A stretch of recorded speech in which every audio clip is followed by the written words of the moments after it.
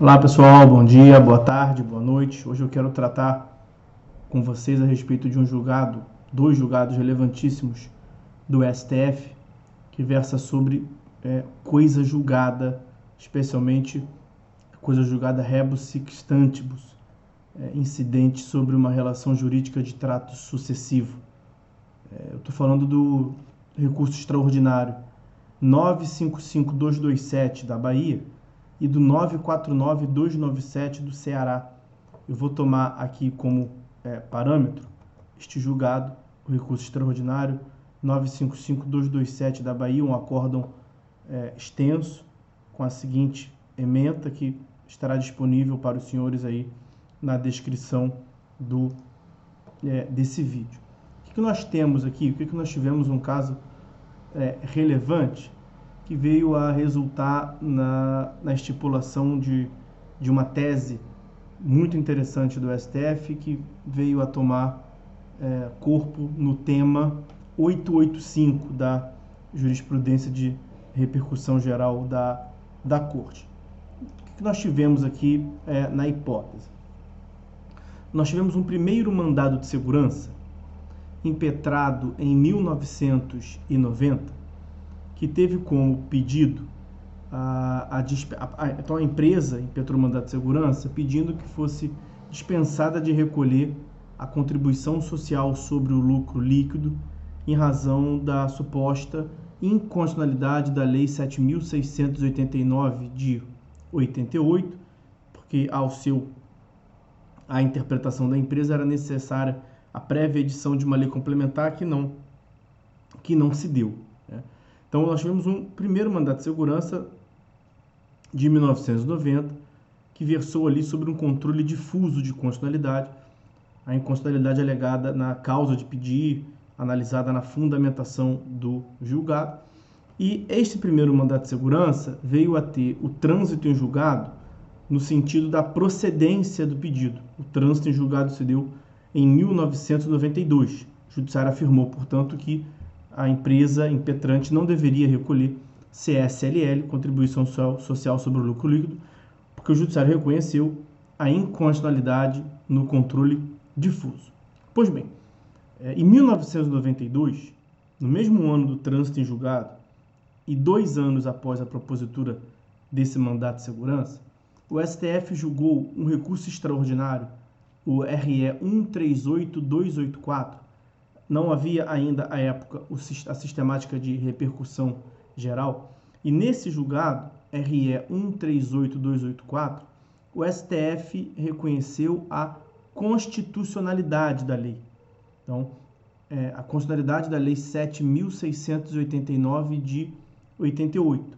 O STF reconheceu que não havia necessidade de uma prévia edição de lei complementar. Esse julgado foi em outro processo, recurso extraordinário julgado em 1992.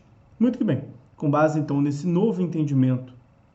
entendimento do STF, o fisco voltou a cobrar a CSLL, a contribuição social sobre o lucro líquido, em face da empresa que impetrou o primeiro mandado de segurança. E aí, em 1995, a mesma empresa impetrou um segundo mandato de segurança.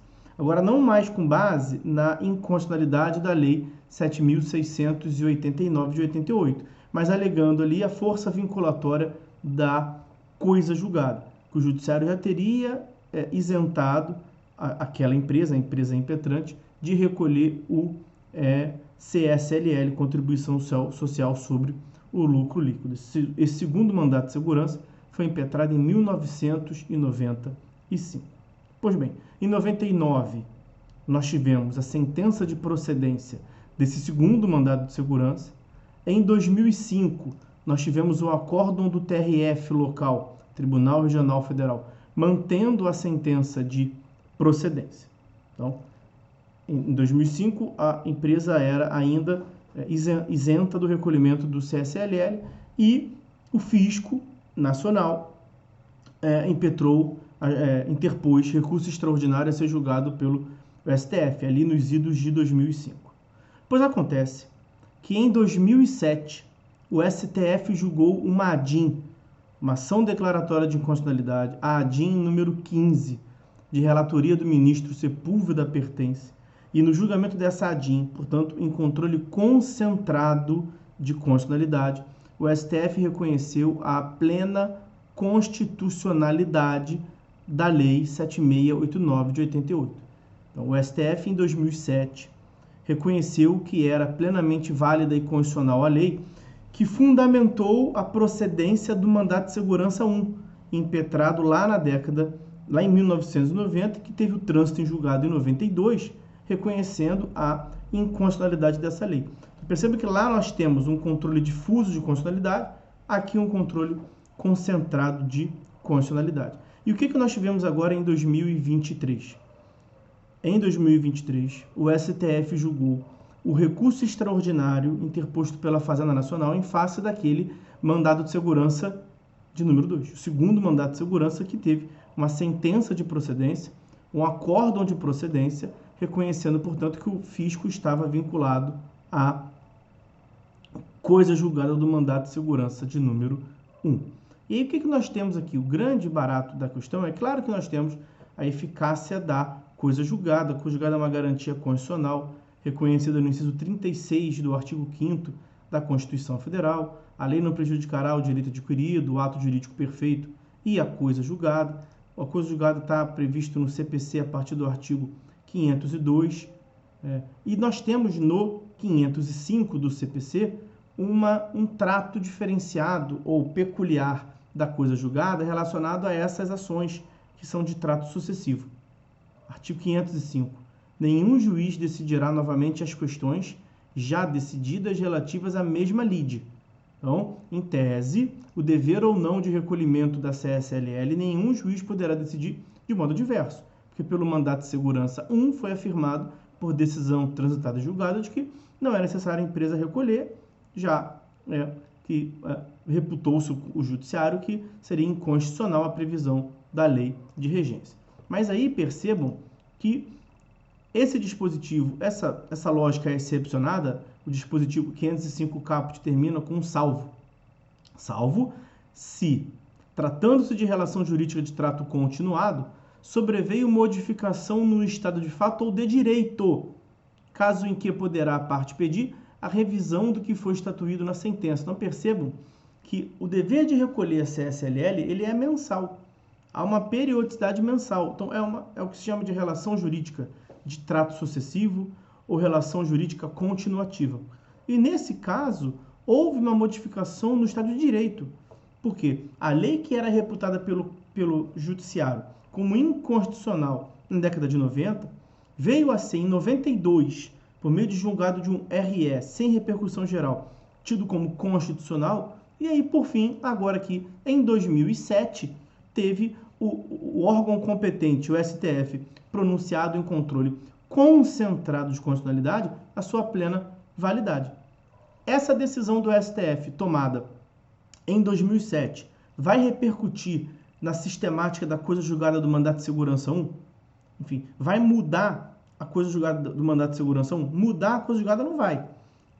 Até a decisão do mandato de segurança 1 não vai poder cobrar a Fazenda Nacional. Mas perceba que o mandato de segurança 1 foi impetrado em 1990, teve seu julgamento em 92, e ele trata dos fatos pretéritos ao ajuizamento da demanda. Ele pode versar, naturalmente ele versa, sobre as prestações que se venceram no curso do processo. Mas e as prestações futuras? Será que essa empresa está, para todo sempre, dispensada de recolher CSLL, mesmo na hipótese em que o STF venha a determinar que é constitucional a cobrança do CSLL instituído por aquela lei? E a resposta é, a toda evidência, negativa.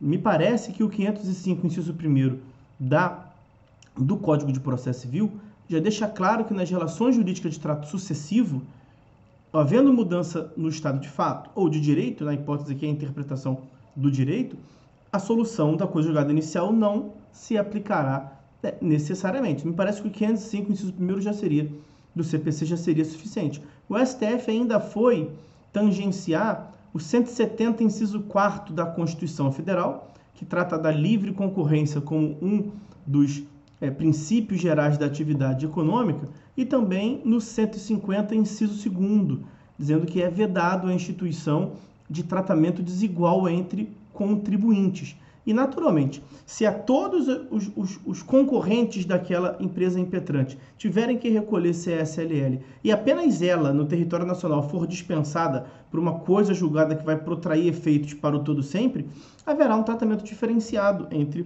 os jurisdicionados. Então, é natural que a coisa julgada ela concretiza a garantia constitucional da segurança jurídica, e essa garantia constitucional da segurança jurídica ela pode ser temperada, excepcionalizada, ela pode ter trabalhado com o critério da proporcionalidade com relação a outros ditames da Constituição, como a livre concorrência e a vedação a um tratamento diferenciado entre os jurisdicionados. E, além disso, também a própria coisa julgada possui uma sistemática diferenciada em relação a essas relações jurídicas de trato sucessivo ou relação jurídica continuativa. E aí, com base nesses fundamentos, o que chegou à conclusão o STF? Que nós temos dois regramentos aqui distintos. Se a decisão do STF for tomada em ação direta ou em sede de repercussão geral, recurso extraordinário com repercussão geral, esta decisão vai influenciar e modificar a situação jurídica de uma coisa julgada preteritamente formada. Se essa decisão do STF foi em controle incidental, quer dizer, em controle difuso, como na primeira hipótese do mandato de segurança 1, sem repercussão geral, então, nesse caso, não impactaria na coisa julgada formada. Só que o que nós tivemos aqui foi a primeira hipótese. Foi, portanto, o reconhecimento em controle concentrado de constitucionalidade, em julgamento que possui, portanto, eficácia extra-partes, não apenas intra-partes, da constitucionalidade do dispositivo que fundamenta a cobrança da CSLL. Então, qual foi a tese fixada pelo STF? Item 1. Vou procurar colocar aqui na descrição do julgado. Item 1. As decisões do STF em controle incidental de constitucionalidade anteriores à instituição do regime de repercussão geral não impactam automaticamente a coisa julgada que se tenha formado, mesmo nas relações jurídicas tributárias de trato sucessivo. Essa primeira hipótese que não é a dos autos, não é a do caso. Então, se fosse um controle incidental de constitucionalidade, não impacta. Aí, item 2. Já as decisões proferidas em ação direta ou em sede de repercussão geral interrompem automaticamente os efeitos temporais das decisões transitadas em julgado nas referidas relações. Que relações são essas? Relações jurídicas tributárias de trato sucessivo, respeitadas a irretroatividade, a anterioridade anual e a anterioridade da noventena ou a anterioridade nonagesimal, conforme a natureza do tributo. Então, esta é a segunda hipótese. A prolação de uma decisão em sede de controle concentrado de constitucionalidade ou que fosse um recurso extraordinário com repercussão geral interrompem a eficácia da coisa julgada em relação aos fatos futuros, já que é uma relação jurídica de trato sucessivo. E o principal dos fundamentos, me parece, um dos principais fundamentos, além daqueles constitucionais já mencionados, o 505, inciso 1º do Código de Processo Civil. Daí, portanto, a relevância desse julgado trata da coisa julgada como materialização da segurança jurídica e as suas exceções, dialogando diretamente aqui com aspectos de natureza, evidentemente, constitucional, como controle difuso de constitucionalidade, controle concentrado de constitucionalidade, a repercussão geral como critério de abstrativização dos julgados do STF. Então, essas as considerações que eu queria comentar com os senhores no vídeo de hoje, ok? Vou procurar colocar aqui mastigadinho na descrição do vídeo, porque eu sei que tem alguns aspectos fáticos na sucessão desses mandados de segurança que é interessante que os senhores tomem nota, ok? Então, meus amigos, é isso. Por hora é só. Fiquem todos com Deus e até a próxima.